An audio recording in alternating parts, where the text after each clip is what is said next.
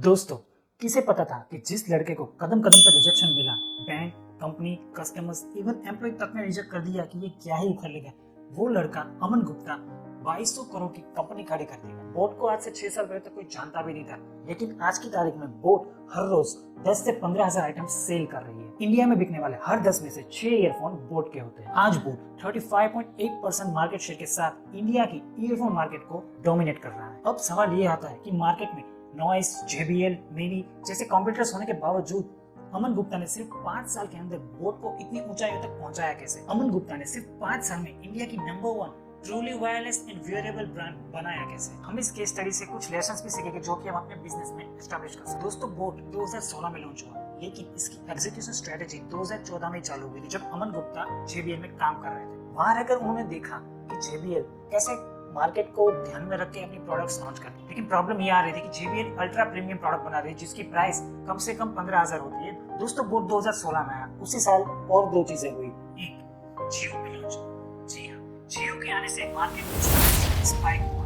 लोग ज्यादा से ज्यादा इंटरनेट कंजप्शन करने लगे। जैसे ही इंटरनेट कंजप्शन की डिमांड बढ़ी, तो स्मार्टफोन की भी डिमांड बढ़ी। तो इस वक्त ओप्पो, वीवो, रियलमी, उन लोगों का भी मार्केट बढ़ा। इन दो चीजों ने मिलकर लोगों का सोशल मीडिया के प्रति अपना बिहेवियर चेंज कर दिया। पहले लोग जितना फोन इस्तेमाल करते थे, उससे 50% ज्यादा इस्तेमाल करने लगे। स्क्रीन रिटेंशन टाइम और भी बढ़ गया, जैसे ऑनलाइन गेम्स खेलना, वीडियोस देखना, वेब सीरीज देखना, मूवी वगैरह। इसी टाइम पर मार्केट में अब धीरे धीरे से ईयरफोन्स की डिमांड बढ़ने लगी। लोग ज्यादा से ज्यादा इंटरनेट कंजम्पशन करने के लिए ईयरफोन का यूज करने लगे। उसी साल 2016 में एप्पल ने अपने पहले ईयरपोड्स को लॉन्च किया, जिसकी प्राइस थी 15,000 से भी ज्यादा। मिडिल क्लास इंसान इसे कभी भी अफोर्ड नहीं कर पाता, और JBL के ईयरफोन्स भी कम से कम 1,000 प्राइस में मिलते थे, उससे ऊपर के मिलते थे। तो यहाँ से शुरुआत हुई बोट की सक्सेस की। बोट ने क्या किया, उसने अपने कस्टमर्स को समझा कि आखिर कस्टमर्स को चाहिए क्या, हाई रेंज वाला प्रोडक्ट या इकोनॉमिकल प्रोडक्ट। अगर इकोनॉमिकल प्राइस में वो अगर बेटर क्वालिटी वाला साउंड दे रहे हैं, तो क्यों ना वो अपनी प्रोडक्ट को लॉन्च करे। बोट ने ऐसा भी नहीं किया कि एकदम सस्ते में बेचे थे, क्योंकि सस्ती तो नैनो भी नहीं बिकी थी। अमन गुप्ता ने देखा कि 300 के नीचे वाले ईयरफोन्स जिसमें साउंड क्वालिटी इतनी अच्छी है नहीं, और JBL की ईयरफोन की प्राइस थी 800 से लेके 1000 से 2000 से ऊपर के वाले प्रोडक्ट। बोट ने 300 से लेके 800 तक की प्राइस वाले अपने अलग अलग गैजेट्स को लॉन्च किया और देखा कि क्या कस्टमर्स उसको खरीद रहा है या नहीं खरीद रहा है। अगर हमें कम प्राइस में बेटर क्वालिटी वाला साउंड मिल रहा है, तो हम वो प्रोडक्ट क्यों ना खरीदें। मैं मानता हूँ कि अल्ट्रा प्रीमियम प्रोडक्ट में साउंड क्वालिटी ज्यादा बेहतर होती है, लेकिन हम और आप जैसे नॉर्मल इंसान वो माइनर फर्क कभी नहीं देख पाएंगे। जो भी इस इंडस्ट्री के प्रोफेशनल वर्क जैसे वीडियो एडिटर जैसे लोग, वो लोग ये फर्क समझ पाते हैं। इस हिसाब से लोगों ने बोट को प्रेफर किया। लोगों का ये भी मानना है कि बोट की सक्सेस का कारण उसकी एंडोर्समेंट है। बोट ने अपना प्रमोशन क्रिकेटर्स और बॉलीवुड सेलिब्रिटी से करवाया, इसलिए बोट इतना फेमस हुआ। लेकिन आपको बता दूं कि 2018 से पहले बोट के पास इतना पैसा था ही नहीं कि वो इन सेलिब्रिटीज को अफोर्ड कर पाए। पहले के टाइम पे क्या था, seller to buyer market shift था। सिंपल भाषा में समझाऊं तो पहले प्रोडक्ट मैन्युफैक्चर होती थी, उसके बाद कंज्यूमर को फाइंड किया जाता था। अभी के टाइम पे क्या हो रहा है, पहले कंज्यूमर को फाइंड किया जा रहा है, उसकी नीड्स को समझा जाता है, उसके बाद प्रोडक्ट मैन्युफैक्चर होती है। बोट की सक्सेस का असली रीजन उसकी एग्जीक्यूशन स्ट्रेटजी। अमन गुप्ता ने अपने इंटरव्यू में बताया था कि उसने कुछ अलग नहीं किया, वही कैटेगरी थी, वही प्रोडक्ट्स थी, बस उसने एग्जीक्यूशन स्ट्रेटजी अलग अपनी। प्रोडक्ट को फैशनेबल बनाया, वेयरेबल बनाया।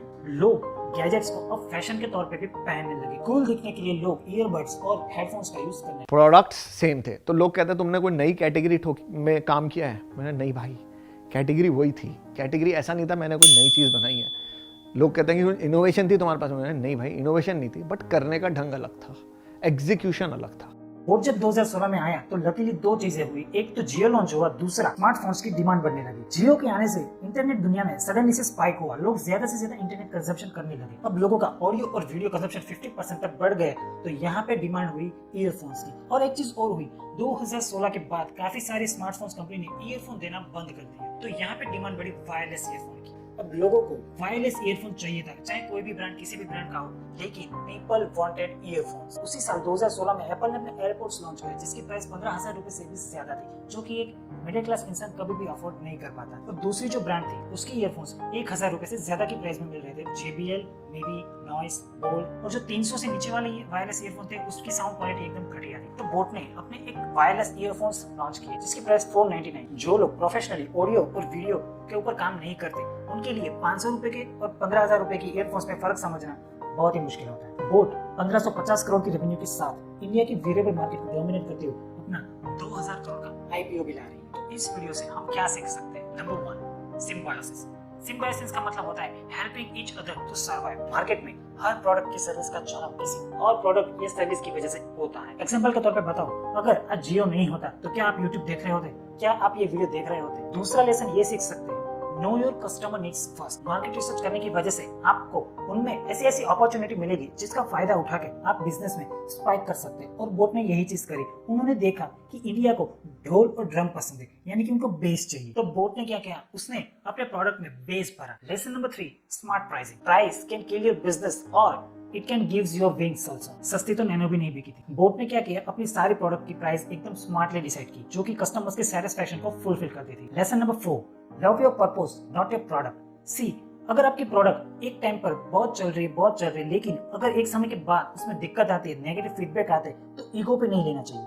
अगर ईगो पे लोगे तो आपका बिजनेस धीरे धीरे डाउन होने लगेगा। वो कहता है ना कि कस्टमर भगवान होता है, तो कस्टमर का फीडबैक हमेशा यूजफुल होता है। बोट के अवार्ड्स या अचीवमेंट्स की बात करें तो India's number 1 truly wireless and earweb brand. Number 2, 5th largest wearable brand in the world. Boat becomes official audio video partner for 6 IPL teams: MI, CSK, Punjab Kings, Kolkata Knight Riders, Delhi Capitals, Royal Challengers Bangalore. Boat partnered with a wide range of celebrities and cricketers from Hardik Pandya to Diljit Dosanjh and Jaipalan Fernandez also. Boat के future plans की बात करें तो उनका एक ही motto है, always be the first choice of buyer. अगर TWS कैटेगरी में प्राइसिंग की बात करें, अगर अल्ट्रा प्रीमियम प्रोडक्ट की बात करें तो उसमें 15,000 से ज्यादा की प्राइस वाली प्रोडक्ट बिकती है, जो कि बोस और एप्पल की होती है। प्रीमियम कैटेगरी की बात करें तो उसकी प्राइस 10,000 से लेकर 15,000 तक होती है, जिसमें JBL शामिल है।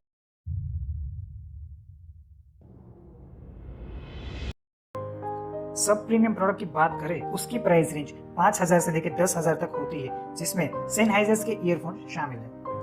और अगर इकोनॉमिकल और अफोर्डेबल प्रोडक्ट की बात करें तो उसकी प्राइस रेंज 1,000 से लेकर 5,000 तक होती है, जिसमें boat, Mivi, school candy, noise और बोल्ट जैसी कैटेगरी शामिल है।